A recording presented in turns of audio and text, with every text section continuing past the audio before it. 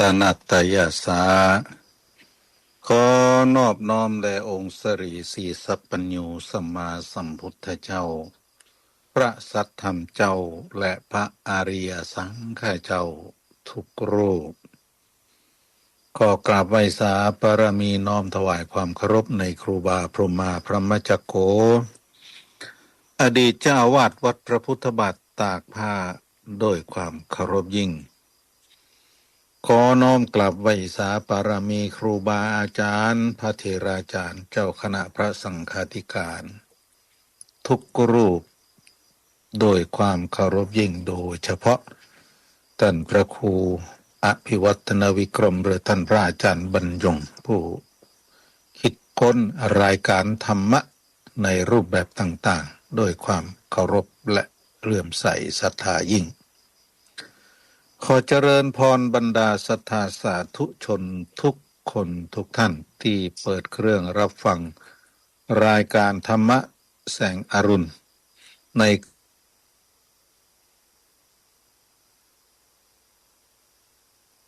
ขณะนี้เวลา5 นาฬิกากับ5 นาทีบ้านเฮาก็ห้องว่าตีห้าและวันนี้เป็นวันศุกร์ที่12วันศุกร์ที่13แล้วก็วันศุกร์ที่12นะของเดือนกรกฎาคมเดือนกรกฎาคมเป็นเดือนอาสันหปูชาเป็นเดือนที่จะเป็นเทศกาลการเข้าพรรษาซึ่งวันนี้เป็นวันเดือน10ออกเดือน10เหนือออก7 ค่ำวันนี้7 ค่ำวันพรุ่งนี้จะเป็นวันพระเดือน10เหนือออก8 ค่ำวันพรุ่งนี้วันเสาร์ก็เหลือแถมวันพระเดียวจากวันพรุ่งนี้วันที่13ไปถึงวันที่20ก็จะเป็นวันอาสาฬหปูชาวันอาสาฬหปูชาเจ้าบ้านเจ้าเมืองเฮาก็ห้องว่าวันเข้าพรรษาความจริงวันเข้าพรรษามันมีแถมวันถัดวันอาสาฬหปูชาไปวันอาสาฬหปูชาก็เป็นวันเดือน10เหนือขึ้น15 ค่ำคือวันที่20เป็นวันที่องค์สมเด็จพระสัมมาสัมพุทธเจ้าแสดงพระประถมเทศนาครั้งแรกเป็นการแสดงเทศนาครั้งแรกแก่ปัญจวัคคีย์และเป็นการแสดงธรรมจักรกับปวัตตนสูตร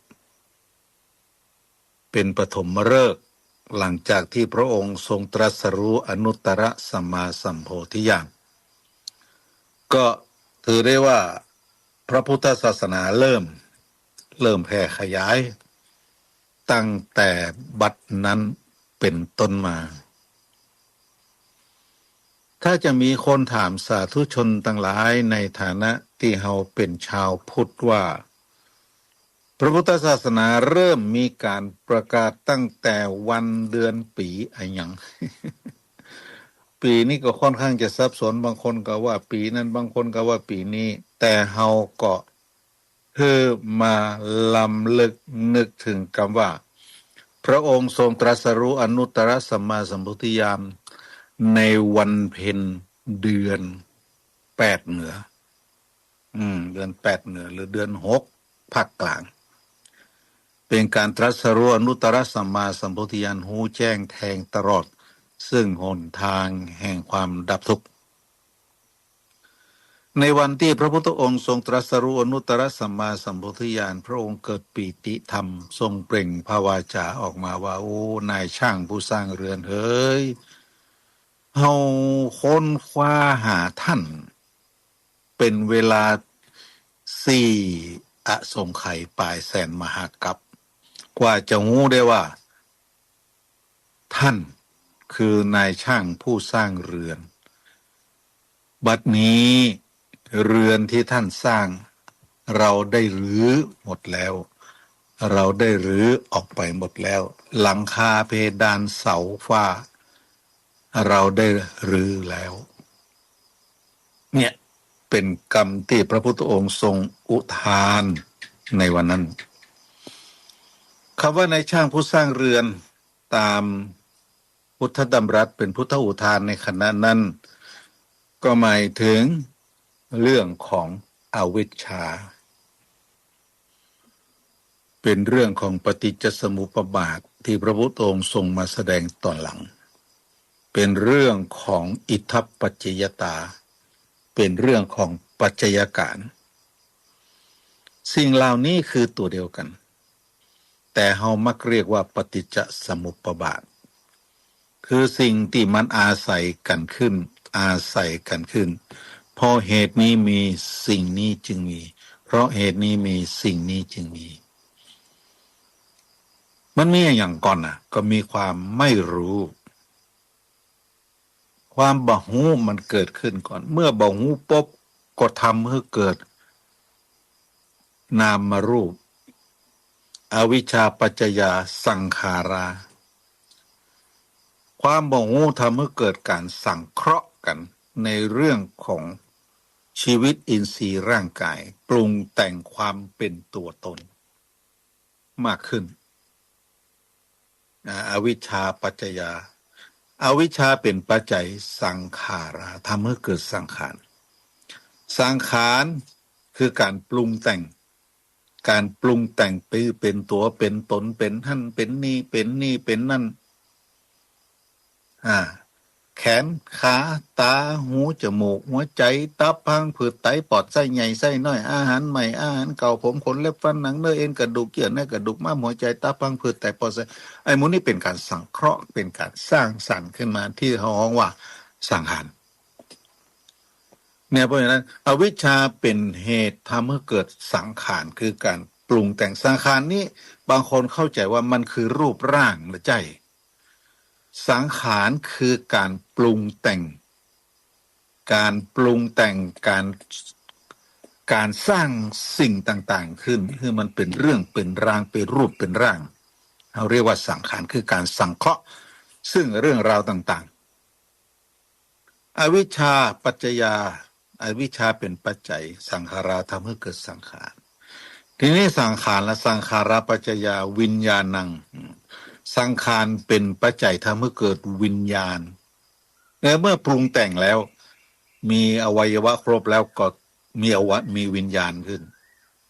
มีวิญญาณมีความรู้สึกมีความสำนึกมีความจำได้หมายรู้อย่างมันก็จะเกิดขึ้นตามลักษณะของวิญญาณวิญญาณังวิญญาณปัจจยาวิญญาณนี่จะเป็นปัจจัยทำให้เกิดนามรูปนามรูปก็คือเป็นเกิดทั้งนามและรูปต้องเข้าใจว่านามรูปนี้แยกศัพท์นะไม่ใช่จับศัพท์เดียวนามและรูปอย่างเฮาถึงวันนี้เฮามีทั้งสองอย่างคือทั้งนามและรูปนามและรูปนามก็คือสิ่งที่มองไม่เห็นสิ่งที่มองไม่เห็นเราเรียกว่านามมันอยู่ในร่างกายเฮาเนี่ยที่ฮ้องว่าขันธ์ห้าขันธ์ห้าก็คือมีเวทนามีรูปมีเวทนามีสัญญามีสังขารวิญญาณคำว่ารูปนี่คืออย่างไรนามรูปก็ทำให้เกิดรูปขึ้นเกิดรูปร่างขึ้นรูปในที่นี้ก็หมายถึงมหาภูตรูปสี่มหาภูตรูปสี่ก็คือหนึ่งปฐวีธาตุประกอบไปด้วยธาตุทั้งสี่นั่นเองธาตุดินธาตุน้ำธาตุไฟธาตุลมหรือธาตุดินธาตุน้ำธาตุลมธาตุไฟในสี่อย่างเนี้ยมันทำให้เกิดนามรูปขึ้นรูปก็คือสิ่งที่มองเห็นด้วยตาแต่นามนั้นไม่สามารถมองเห็นด้วยตานามนั่นคืออย่างคือวิญญาณเวทนาสัญญาสังขารวิญญาณมีแต่ไม่เห็นเวทนาคือความเสวยอารมณ์หูจักฮ้อนหูจักหนาวหูจักเจ็บหูจักเย็นหูจักฮ้อนหูจักฮักหูจักจังหูจักเกลียดสิ่งเหล่านี้มองไม่เห็นเวทนาสัญญาคือความจำได้หมายรู้อย่างวันเนี้ยวันศุกร์ที่12เนอะจำวันพุธวันติดวันพุธวันเสาร์วันศีลเนอะ วันที่13เดือน10ออก8ค่ำไปวัดเนอะเฮาก็จำสัญญาเหล่านี้แหละมองไม่เห็นเวทนาสัญญาสังขารคือการปรุงแต่งอย่างที่ตุ้ลุงว่าไม่ใช่ร่างรูปร่างนะสังขารเวทนาสัญญาสังขารคือการปรุงแต่งการสังเคราะห์ซึ่งกันและกันเวทนาสัญญาสังขารวิญญาณวิญญาณก็คือความรับรู้ในอารมณ์ต่างๆเพราะฉะนั้นเมื่อเกิดนามารูปปุ๊บนามารูปะนามารูปก็ทำให้เกิดอายตนะอายตนะนี่แหละเป็นตัวอันตรายสำหรับมนุษย์มันเกิดขึ้นมาเสร็จเรียบร้อยพร้อมอายตนะทั้ง6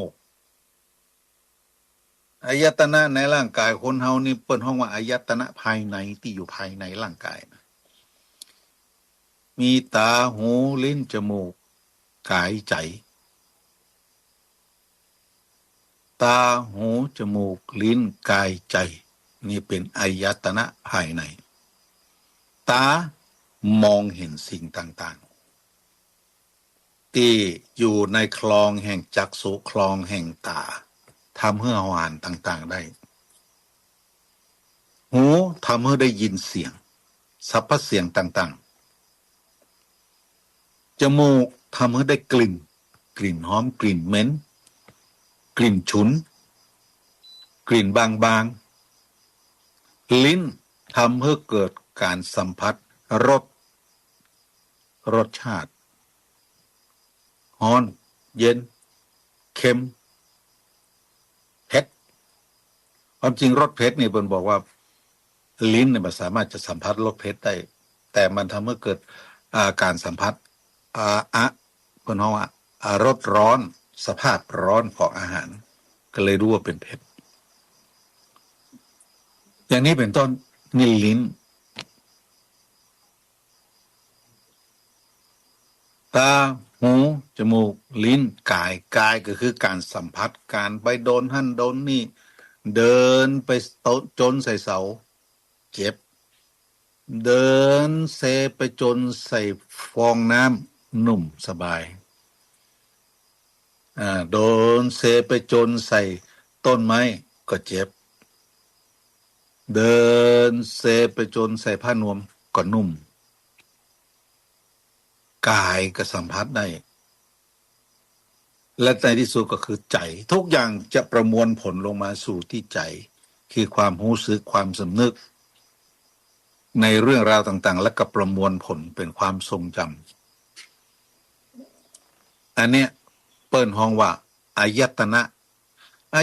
นี่สำคัญนะถึงวันนี้เรื่องราวต่างๆที่มันเกิดขึ้นเรื่องราวต่างๆที่มันเกิดขึ้นออกไปในลักษณะของความเลวร้ายทางสังคมล้วนเกิดจากอายตนะ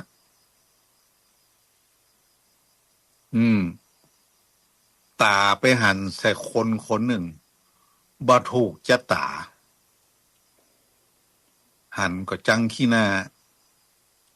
หรือมันทำอย่างใดอย่างหนึ่งทำให้เฮาบ่พออกบ่พอใจการหันนั้นน่ะทำให้เกิดความรู้สึกฮับรู้ว่ามันน่าจังมันก็จะประมวลผลลงไปเสร็จเรียบร้อยก็จำได้หมายรู้ว่าไอ้นี่น่าจังมันก็จะจังไปถ้าไปปะใส่คนตินหน้าฮักมันก็จะประมวลผลความน่าฮักไปสู่ความทรงจำแล้วกลายเป็นความน่าฮักบางครั้งความจังก็ดีความน่าฮักก็ดีบ่มีเหตุผลบ่มีข้ออ้างบ่มีติมาแต่มันก็มีเนี่ยเปิ้นเฮาว่าอายตนะทีนี้การที่ไปหันการที่ได้ยินการที่ได้กลิ่นการที่ได้รสการที่เดินจนหันจนนี่แหละการรับรู้ในอารมณ์ต่างๆเนี่ยเปิ้นฮ้องว่าภาษาคือการสัมผัสอายตนะเกิดแล้วทำให้เกิดภาษาคือเกิดสัมผัสเกิดสัมผัสอันนี้จะอู้โดยง่ายย่อๆพอสมควรปฏิจจสมุปบาทวันนี้นะเมื่อเกิดภาษาปุ๊บตาหันหูได้ยิน เปิ้นเล่าขวัญนาโลนี่โอ้ไอ้นี่บดีโลเปิ้นเล่าขวัญกูโอ้ว่ากูบดีว่ากูฮ้อนให้จังละเกิดความจังจำบักแก้วเนี่ยมันเล่าขวัญกูเกิดสัญญาจำได้หมายรู้ละแล้วเกิดเวทนาคือความโกรธมีความรู้สึกเสร็จเรียบร้อยก็เข้าไปอยู่ในใจอย่างนี้เป็นต้นทำฮึกเพราะฉะนั้นอายตนะถ้าอยู่โดยตัวส่วนตัวแล้วเมื่อมีการสัมผัสหรือภาษาขึ้นมักจะทำให้เกิดอารมณ์ต่างๆอารมณ์รักอารมณ์เกลียดอารมณ์โมโหอารมณ์บ่พึงปรารถนาจะเกิดขึ้นเพราะฉะนั้นเปิ้นจึงมีธรรมะบางส่วนว่าปิดหูปิดปากปิดตาอย่าพ่องจะไปห่อเหตุกูอย่างจะไปฟังเหตุกูเรื่องและก็จะไปอู้เหตุกูเรื่องอู้ทุกเรื่องที่มันเป็นความจริงก็บ่ได้บางเรื่องบอกคนอู้ก็บ่ต้องอู้ทุกเรื่องที่เป็นความจริงบ่ได้เพราะฉะนั้นก็ต้องเลือกสรรในการที่จะอู้ฟังก็เหมือนกันฟังอันใดที่มันเป็นขยะบ่ต้องเอาเข้าหัวมันผ่านไปถ้าฟังอันใดสิ่งดีก็จังบ่ดีก็จังเอามาเหี่ยมมดเนี่ยเหมือนกับว่าเอาขยะไว้ในหัวขยะไว้ในสมองสมองก็ถูกจัดเก็บโดยขยะเมื่อเป็นขยะมันก็เป็นสิ่งที่ไม่พึงปรารถนาเมื่อเป็นสิ่งที่ไม่พึงปรารถนาก็ทำให้เกิดกันเปิดน้องว่าทำให้พื้นที่ของสมองพื้นที่ของความทรงจำนั้นถูกจัดเก็บด้วยสิ่งที่บ่มีประโยชน์อย่างนี้เป็นต้นเมื่อเกิดภาษาแล้วทำให้เกิดเวทนาไงเมื่ออายตนะภายในเฮาเนี่ยตาหูจมูกลิ้นกายใจไปภาษาไปสัมผัสสิ่งใดสิ่งหนึ่งทำให้เกิดเวทนาคือความรู้สึกเวทนาก็คือความรู้สึก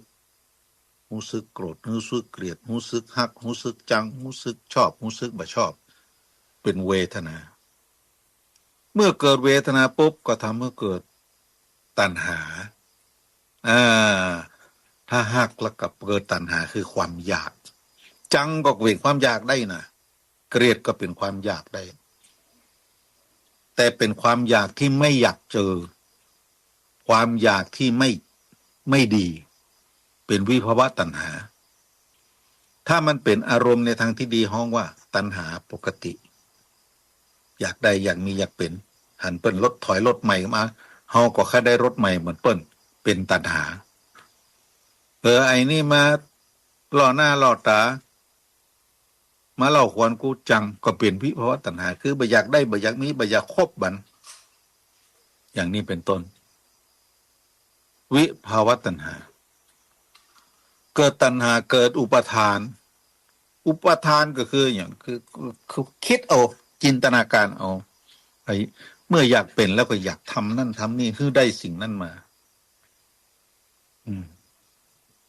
อุปทานทำให้เกิดภพก็คือความเป็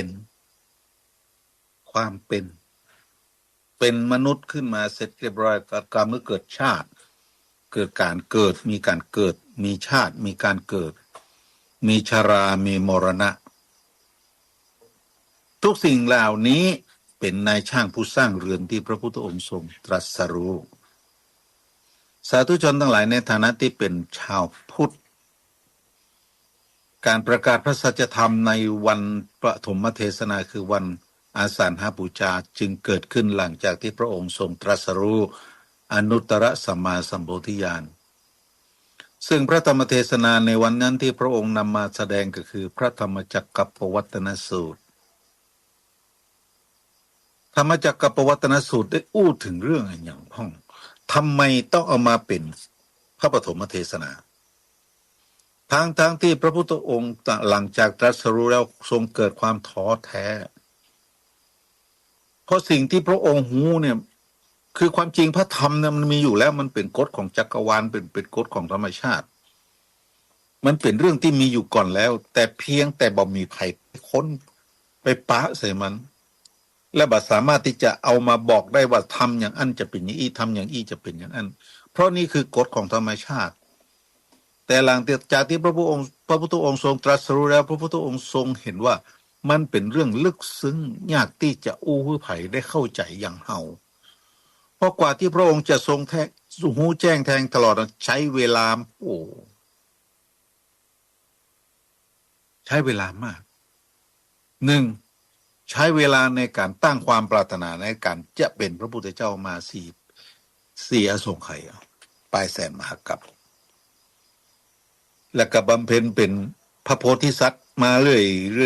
อย่างพระเจ้าสิบชาตินะเป็นมาจนกระทั่งพระชาติสุดท้ายก็คือพระเวสสันดรที่เฮาฮู้กันขณะที่ตั้งความปรารถนาและผ่านมาเป็นหมูกี่กับกี่อสงไขยแล้ว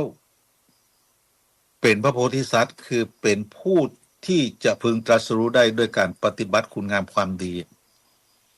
ผ่านมากี่ปีกี่อสงไขยผ่านมากี่กับเมื่อมาประสูติเป็นเจ้าชายสิทธัตถะในกรุงกบิลพัสเป็นพระราชโอรสของพระเจ้าสุโธทนะและพระนางสิริมหามายาแล้วก็ไม่ได้หมายถึงว่ามีพระประสูติการเสร็จเรียบร้อยแล้วจะตรัสรู้เลยไม่ใช่ก็ยังมีการครองเรือน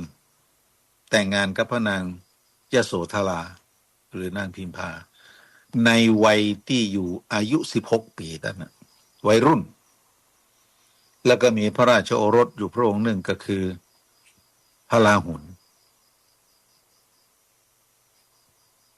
แต่โดยอุปนิสัยที่ได้ตั้งความปรารถนาในการเป็นพระพุทธเจ้าไว้และก็ได้บำเพ็ญสมณธรรมได้เป็นบำเพ็ญคุณงามความดีมาในพระเจ้าสิบชาติที่เฮาหันกันถึงแม้เวลาจะผ่านไปมากมายขนาดไหนและมีประสูติการเป็นเจ้าชายสิทธัตถะในกรุงกบิลพัสของพระเจ้าสุโธทนะและพระนางสิริมหามายาแม้จะเข้าพิธีวิวาหมงคลกับพระนางยโสธราและมีพระราชโอรสชื่อราหุล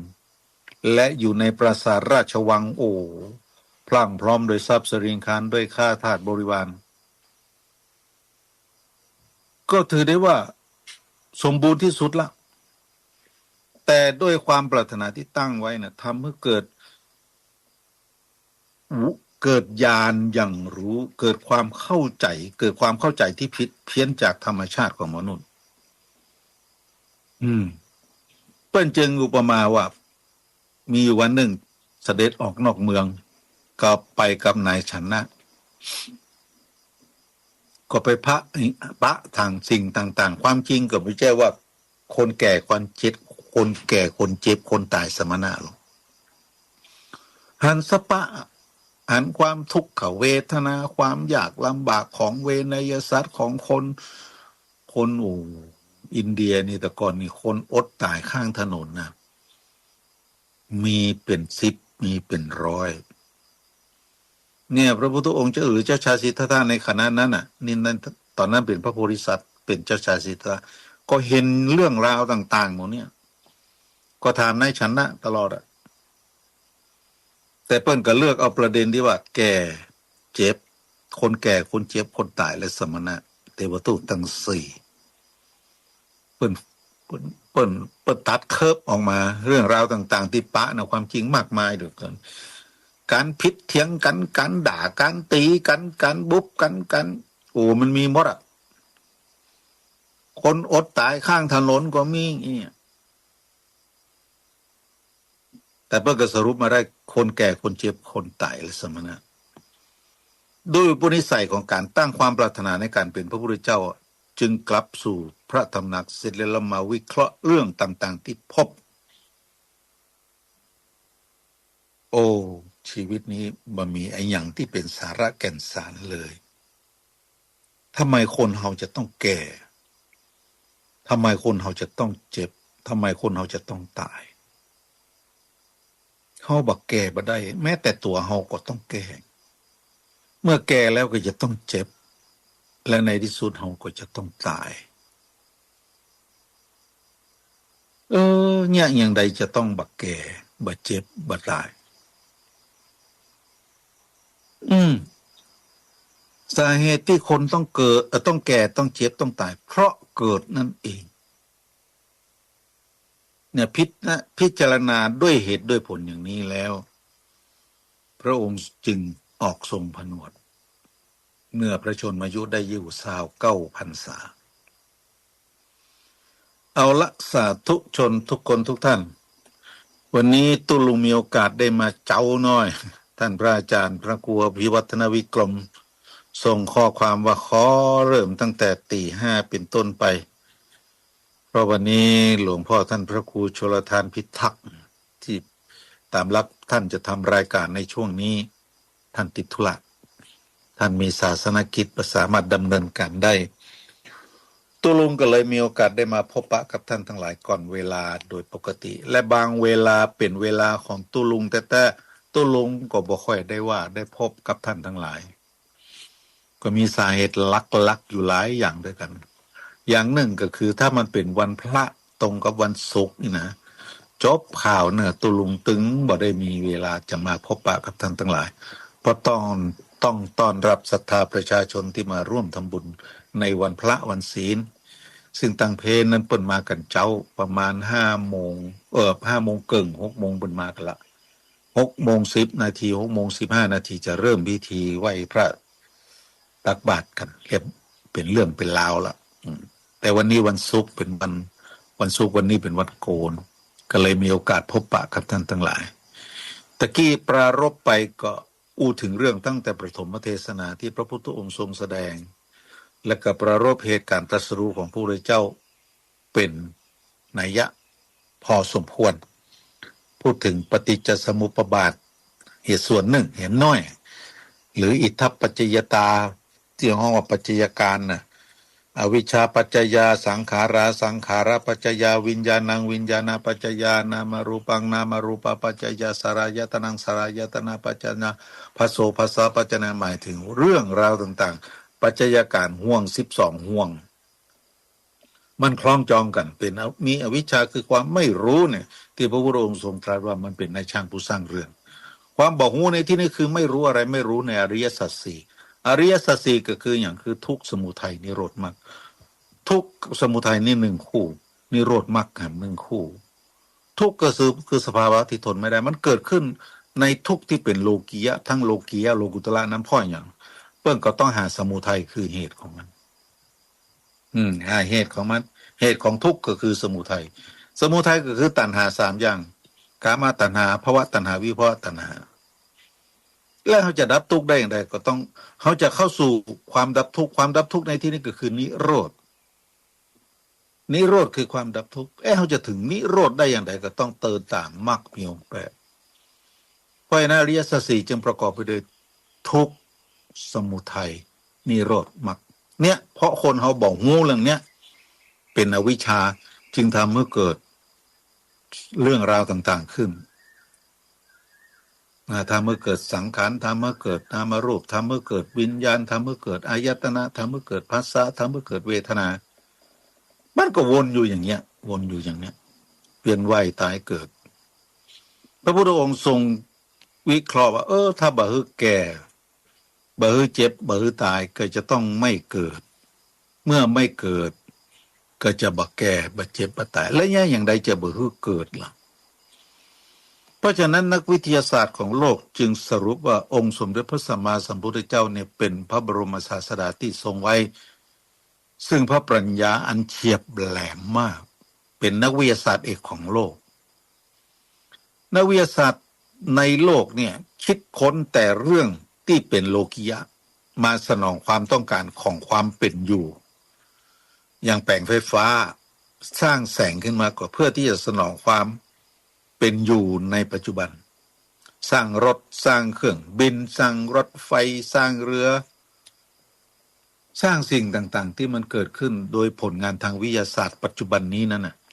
เป็นเรื่องของการสนองตัณหาคือความอยากของมันเป็นโลกิยะปัญญาแต่ปัญญาของพระพุทธเจ้าคิดค้นไปมากไปกว่านั้นคือคิดไปวันเนี้ยอย่างใดจะบ่ฮือแก่บ่ฮือเจ็บบ่ฮือตายคือบ่ฮือเกิดคิดอย่างใดเนี่ยอย่างใดจะต้องบ่เกิดก็ ก็ต้องเข้าสู่การปฏิบัติตามมรรคมีองค์8เป็นต้นมีสัมมาทิฏฐิก่อนมีสัมมาทิฏฐิก่อนสัมมาทิฏฐิก็คือความเห็นชอบความเห็นชอบในที่นี้ก็คือเห็นเป็นไปตามคันลองของความเป็นจริงเรื่องราวใดก็ตามถ้ามีความเห็นสอดคล้องต้องกันว่าเป็นไปตามความเป็นจริงเป็นความถูกต้องความดีงามเป็นที่ยอมรับของสังคมและเป็นเช่นนั้นในสังคมทุกระดับชั้นความเห็นเช่นนี้เรียกว่าสัมมาทิฏฐิถ้าเป็นความเห็นแล้วไปขัดแย้งกับคนอื่นไม่เป็นสากลไม่เป็นที่ยอมรับของหมู่มากอันนั้นเปิดห้องว่ามิจฉาทิฏฐิมิจฉาทิฏฐิก็คือความเห็นผิดความเห็นผิดสัมมาทิฏฐิก็คือความเห็นชอบเพราะฉะนั้นต้องมีความเห็นชอบก่อนสัมมาทิฏฐิสัมมาสังกัปโปกับกอบกับประกอบการงานชอบอันนี้เป็นเรื่องของมรรคมีองค์8เอาละสาธุชนทุกคนทุกท่านมีความจริงแล้วตุลุงก็มีเรื่องอยากจะเล่าเรื่องหลายอย่างเกิดขึ้นตอนแรกอันนี้อูเกินธรรมะเป็นบางประการไปก่อนตอนนี้ขอเล่าเรื่องหน่อยขอใช้เวลานี้ในขณะนี้เวลา5:35 นาทีก็คงจะใช้เวลาอยู่กับสาธุชนพอสมควรเนาะพอสมควรก็ตั้งความปรารถนาไว้ว่าจะอยู่กับศรัทธาสาธุชนโดยถึงเวลาประมาณ6:30 นาทีซึ่งช่วงท้ายวันนี้ก็คงจะมีเวลาที่จะเปิดเครื่องเปิดสายบ่ได้เปิดบ่ได้ขออภัยตัวเนาะขออภัยตัวเพราะโทรศัพท์สำรองว่ามีใจเครื่องนี้เป็นเครื่องลิงก์สัญญาณก็เลยบอกสามารถที่จะนำมาโต้ตอบก็ได้ก็ขอสุมาภัยตัวสาธุชนทั้งหลายก่อนเข้ารายการตุลุงได้สดับรับฟังเรื่องราวหนึ่งที่เกิดขึ้นกับสังคมเฮาปัจจุบันอันนี้ตุลุงอดบอะไรที่อยากจะมาเล่าให้หมู่ทั้งหลายฟังด้วยความเป็นห่วงเปิ้นบอกว่าขณะนี้ประเทศไทยหรือสังคมในคนไทยของทุกวันเนี่ยกำลังเข้าสู่สภาวะต้มยำกบต้มยำกบซึ่งหลังจากปี2540เราเข้าสู่ยุคของต้มยำกุ้งแต่ปี2567เนี่ยเป็นต้นไปกำลังเข้าสู่ยุคของต้มยำกุ้งและต้มยำกบเพราะอย่างเพราะเศรษฐกิจมันกำลังวิปริตแปรปรวนทำให้เกิดความเสียหายในระดับหนึ่งทำไมเปิ้นบอกว่าต้มยำกบต้มยำกบเปิ้นบอกว่ากบเนี่ยมันเหมือนกุ้งนี่ตายเว้ยแต่กบนี่มันบ่ค่อยรู้สึกเวลาเอาไปใส่น้ำหม้อต้มใส่น้ำเย็นมันก็เฉยๆอยู่ต้มคือมันฮ้อนกำน้อยมันก็เริ่มรู้สึกกำน้อยมันก็จะปรับสภาพร่างกายของมันให้อยู่กับอุณหภูมินั้นๆกว่าจะหู้ว่าเบาไหวก็สายไปเสียแล้ว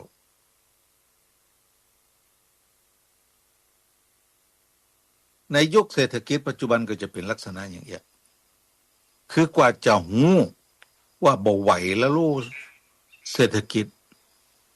ตายไปแล้วเพราะนั้นสิ่งที่ควรระวังที่นักเศรษฐศาสตร์เป็นมาบอกในช่วงนี้ก็คือตั้งแต่บัดนี้เป็นต้นไปทุกคนจะต้อง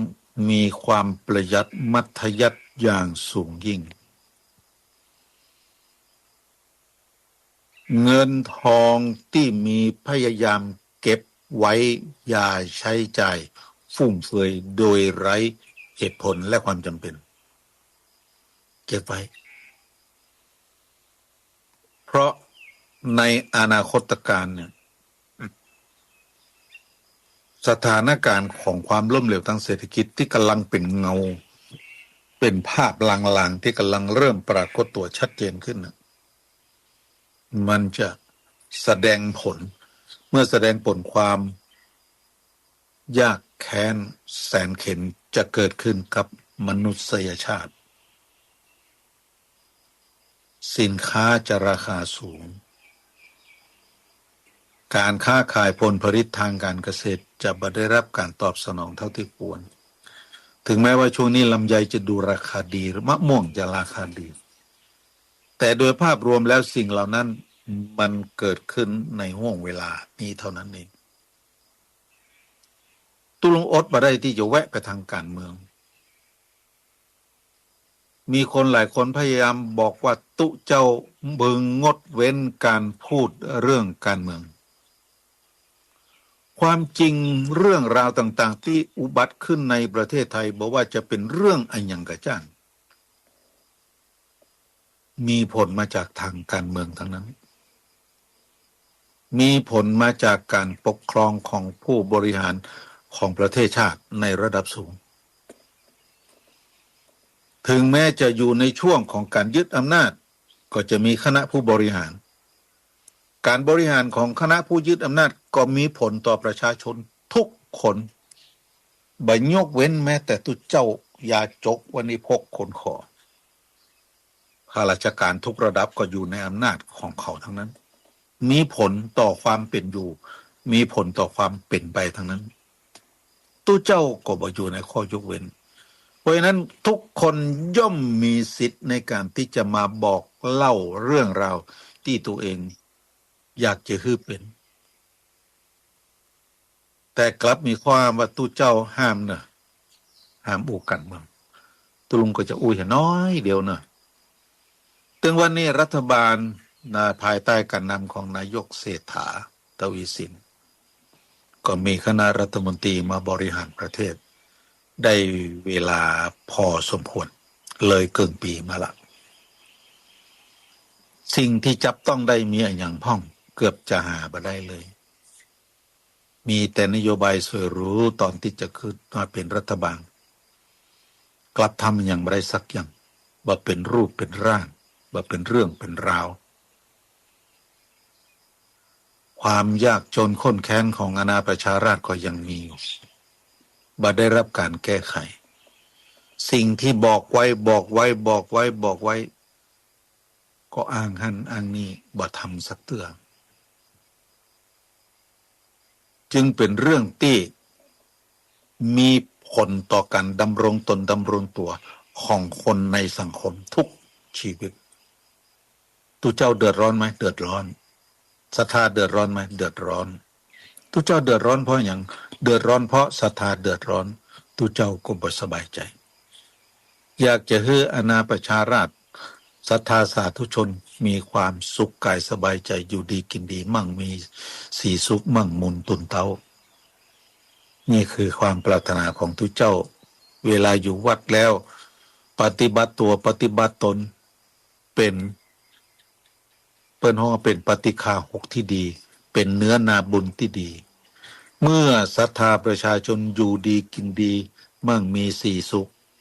ทุกเจ้าก็ดีใจถ้าศรัทธาสาธุชนอดกั้นอดอยากลำบากยากเข็นตุเจ้าจะมีความสุขได้จะได้เพราะข้าวแดงแก่งฮ้อนติดรสราดศีรษะตุเจ้าตุวันนี้นั้นเกิดจากหยาดเหงื่อแรงงานของศรัทธาสาธุชนตีเสียสละเจียดบางครั้งของกินดีดำลำลูกผัวลูกเมียยังบทันได้กินต้องกึดถึงตุเจ้าก่อนเพราะฉะนั้นมันก็เป็นเรื่องที่ตุเจ้าจะต้องมามองภาพแล้วย้อนไปหาศรัทธาสาธุชนเพื่อให้ท่านทั้งหลายได้เกิดความสุขกายสบายใจเมื่อฐานะความเป็นอยู่ของท่านทั้งหลายมีความเป็นอยู่ที่ดีสุขกายสบายใจตุเจ้าก็อยู่สบายอยู่ในวัดช่วยบริหารงานวัดกวาดเพียววัดพัฒนาวัด สร้างอาคารเสนาสนะเอาคำสอนขององค์สมเด็จสมมาสัมพุทธเจ้าไปอู้เล่าให้ศรัทธาทั้งหลายฟังเพื่อเป็นแนวปฏิบัติก็จะสะดวกสบายกายแต่ตรงกันข้ามข้าศรัทธาสาธุชนทั้งหลายยังลำบากอยู่ต้องปักกัดตินถีบอยู่ต่อสู้กับดิ้นรนเพื่อความอยู่รอดของชีวิตอยู่จะไปห้องมาฟังธรรมนี่ผมฟังละเขาฟังแต่ถ้าเขาสุขกายสบายใจพอมีอยู่พอมีอยู่มีกินเขาเรียกว่าพอมีอันจะกินพอมีกินเขาก็สบายใจเวลา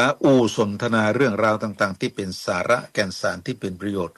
ก็ย่อมจะรับประโยชน์นั้นๆจากคำของพระคุณเจ้าหรือทุเจ้าได้ทุเจ้าได้กินข้าวแดงแกงฮ้อนของศรัทธาก็บ่มีอะไรยังที่จะไปตอบสนองบ่ได้ไปบ่ได้ไปจากหญ้าถางหญ้ากวาดลานบ้านมือศรัทธาเป็นการตอบแทนบ่ได้ไปบ่ได้ไปตักน้ำตักหนองบ่ได้ไปล้างถ้วยล้างจานมือศรัทธาตามบ้านเพื่อเป็นการตอบแทนคุณงามความดีของศรัทธาวิธีที่ตุเจ้าจะตอบแทนได้ก็มีวิธีเดียวคือนำเอาธรรมะที่เป็นแนวปฏิบัติตามพระดำรัสขององค์สมเด็จพระสัมมาสัมพุทธเจ้าไปบอกเล่ากับหมู่ทั้งหลายฟังแล้วนำไปสู่การปฏิบัติเพราะฉะนั้นอย่างในวันนี้นะตุลุงมาบอกปิดในช่วงนี้ว่ายุคตึงวันนี้กำลังเข้าอยู่สู่ยุคต้มยำกบอย่าฮึดสายเกินไปจนรู้สึกว่าน้ำติดเฮาอยู่นั้นฮ้อนเกินที่จะกระโดดออกจากหม้อได้ละตอนแรกก็คึกขนองว่าน้ำนี่เย็นดี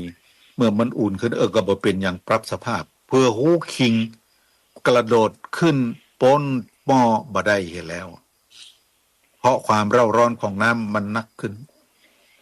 เศรษฐกิจยุคปัจจุบันจะเป็นอย่างนั้นก็จะเข้าตำหาที่ตุลุงเกยว่ากำกรบ่หู้ว่าด้วงขิงขิงเพื่อหู้ขิงขิงพอกินด้วงเพราะฉะนั้นศรัทธาจะต้องระวังธรรมะที่ตุลุงจะนำมากับศรัทธาสาธุชนทั้งหลายนี้เป็นเรื่องของประโยชน์ของท่านทั้งหลายจะถึงเรื่องประโยชน์นะ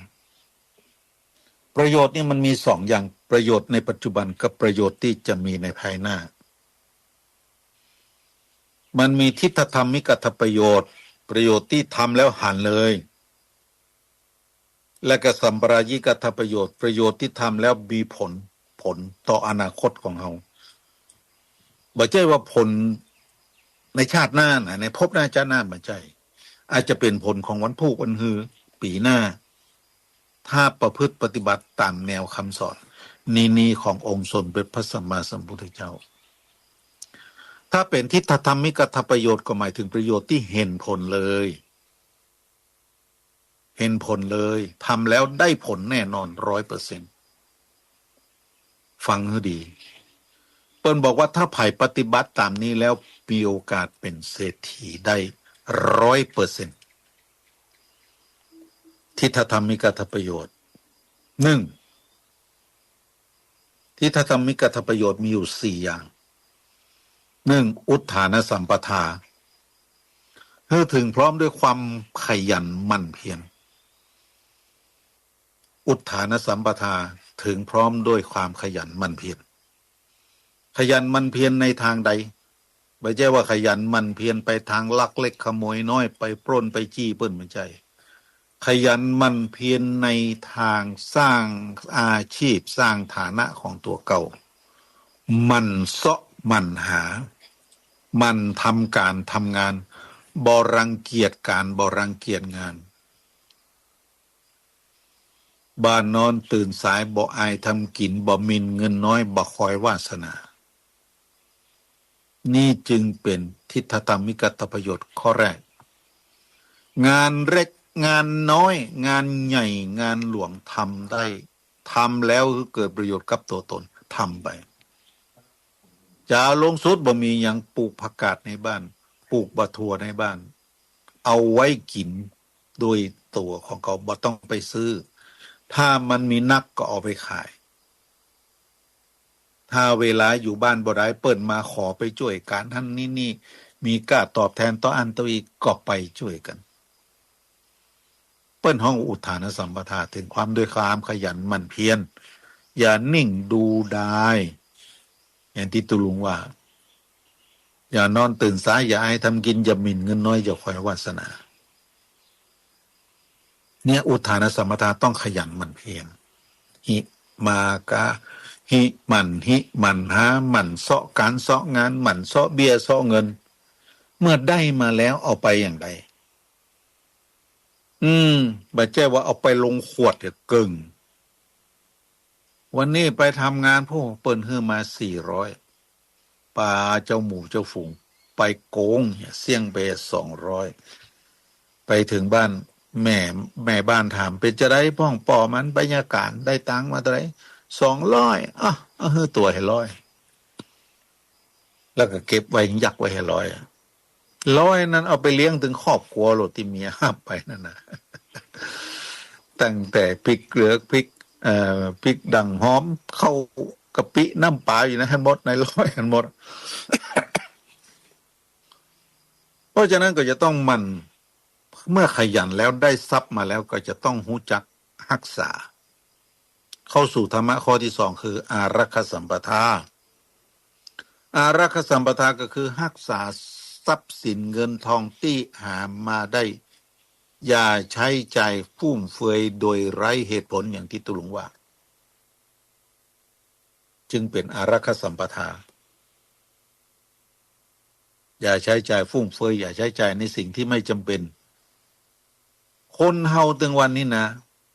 มีสโลแกนที่ผิดไปจากธรรมชาติถามว่าถึงวันนี้ได้ออมเงินพ่องก่อบ่ได้ออมทำไมสาเหตุที่บ่ได้ออมก็เพราะคิดว่าถ้ามันเหลือแล้วจะออมมันบ่เหลือสักเตื้อเหลือก็บ่พอออมฟังเขาว่าหรอเพราะฉะนั้นหลักการของเศรษฐีหลักการของคนร่ำรวยที่เปิ้นมั่งมีเงินทองจากความไม่มีสู่ความมั่งมีของเปิ้นมีอย่างนี้นะจะบอกให้ฟังได้เงินมาแล้วเปิ้นเอาออมแบ่งออมไว้ก่อนเลยสมมติว่าไปทำงานวันนี้ได้400เปิ้นเอาไปเก็บไว้เลย100เก็บไว้ก่อนเลยหักออมไว้ก่อนที่เหลือนั้นเอามากินมาจ่ายมาใจกันบ่ใจว่าได้มาแล้วเอาไปกินไปจ่ายไปใจเหก่อนแล้วรอให้มันเหลือเอาไปเก็บบ่ได้ต้องเก็บก่อนแล้วส่วนที่เหลือก็เอาไปกินไปจ่ายไปใจกันจึงเข้าสูตรของอารักขสัมปทาคือการรักษาข้อแรกคืออุทานสัมปทานะคือมันขยันนะข้อ2ต้องรักษานะได้มาแล้วต้องรักษาข้อ3กัลยาณมิตรตาต้องมีเพื่อนดีงามตัวต้องมีเพื่อนที่ดีตัวอย่าไปคบเพื่อนที่พาให้ตัวเองไปสู่อบายคือความเสื่อมเป็นนักเลงสุรานักเลงการพนันนักเลงผู้หญิงนักเลงการเที่ยวนักเลง